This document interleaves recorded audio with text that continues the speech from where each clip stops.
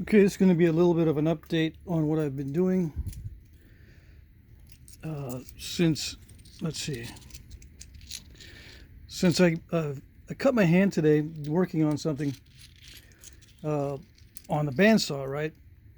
And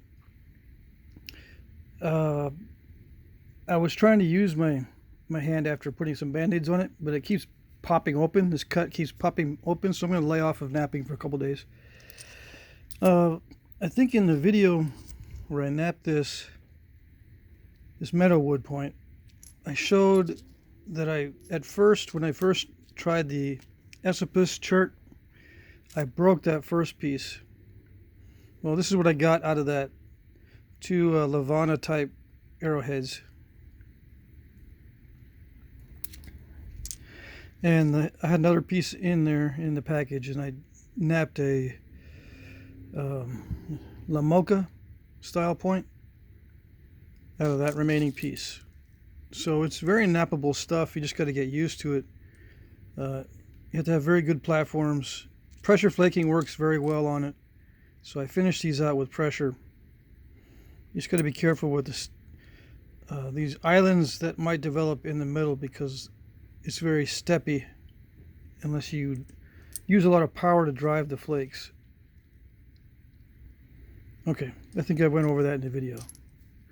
So I worked on those yesterday. Let's see, today I worked on some stuff. Let's see. This is what I was making when I cut my finger on the bandsaw. I was, roughing out the shape for this handle. This is a Danish style dagger, or what I think is a Danish style dagger. I napped this blade, I don't know, a few days ago. I can't remember now. Everything's yesterday to me, so I can't remember exactly. Anyway, this had a flaw in it, this blade, but this hafting covers it, so you can't see it. So that's cheating, right? Anyway, it worked out pretty good. I think I'm going to cut down the handle to be level, the bottom here level with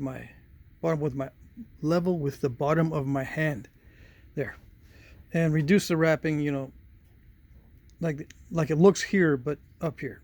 All right, so I'm going to cut down this handle. I made it extra long just in case, just to see how it feels, and I think it feels really good right here at this level.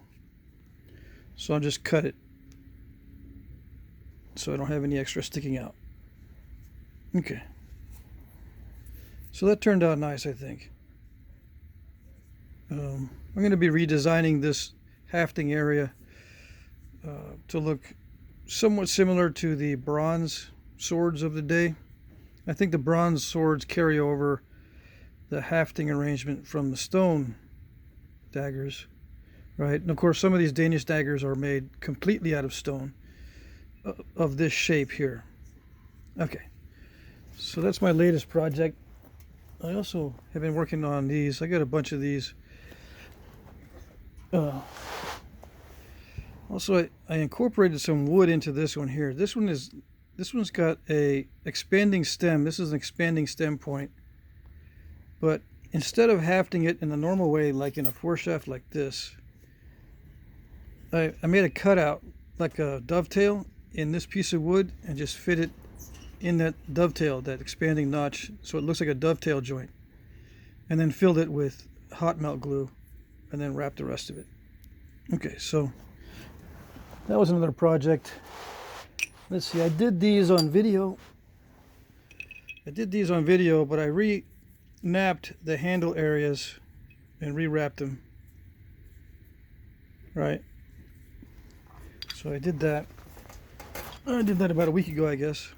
Anyway, I was happy about this, how this came out, because I bought some slabs of this stuff, not knowing that banded obsidian is kind of quirky to work. I bought some slabs of this, and they've been sitting in my stuff for like 3 years. Finally got around to napping a blade out of it. And that's what it looks like. How much I lost around the edges. Anyway, it's cool stuff because of the bands in it. So I went ahead and made that. So if you get banded obsidian, it's difficult to knap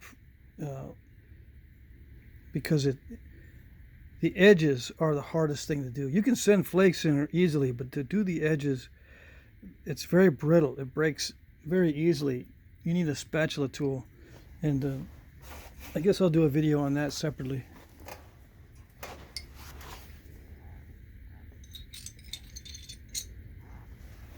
Anyway, I made a bunch of these little utility knives. I call them utility knives, or you can call them lapel knives or stuff like that. So I think I might have already shown this one. I bought some different color cordages. You've seen the brown color, but I bought black, natural, and green. I'll buy some more different colors. Anyway, that's what I wrapped these today. Very easy to wrap these. That's a whip knot or a whipping knot.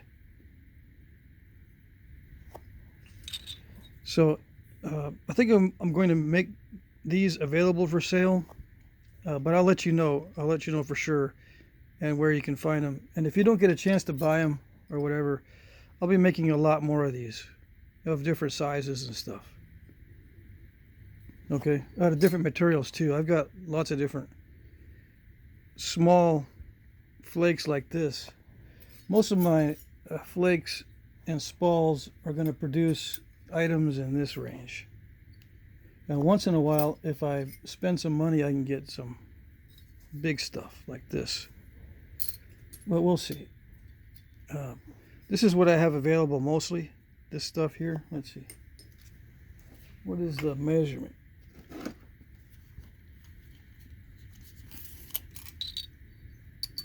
Yeah, 4 inches tops. And I think maybe some of these are in the category, maybe not.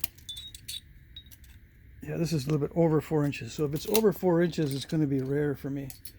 And if it's over 6 inches, yeah, this is 5.5. But if it's like 6 inches, I hardly ever get material of that size. Anyway, like I said, I'll let you know if these are available or when they'll be available.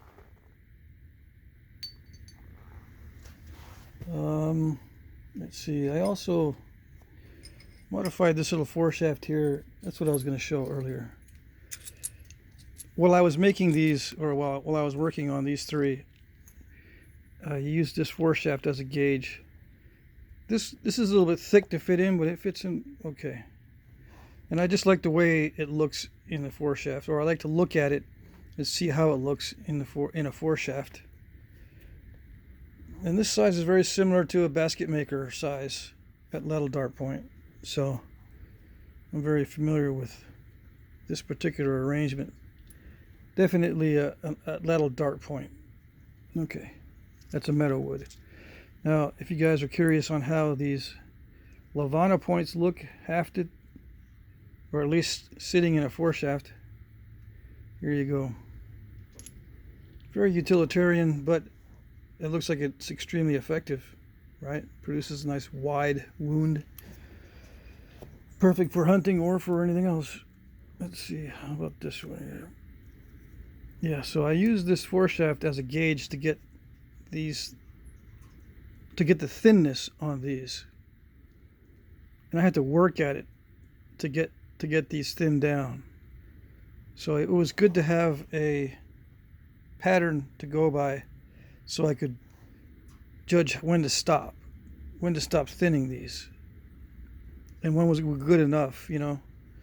There's some cosmetic little errors on this one, but I just left it. As long as it was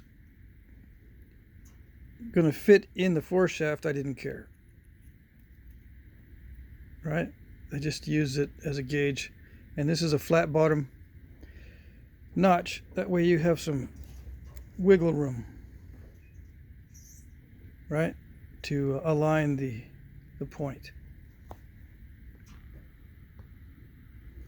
Okay, so that actually looks really good. I like the proportions on this one. And the Lamoka point, classic style. Perfect for that lateral dart foreshaft, and just by coincidence, it fits just right. Wonder how that happened. Anyway, so that's the latest stuff. I did work on a couple more things, but it was mainly just spalling and heating. I've been heat treating. Okay, so there you go. Like I said, I'm going to be laying off and napping for a couple days, and then in the meantime, I'll be showing some more artifacts. How's that? Okay, that's it.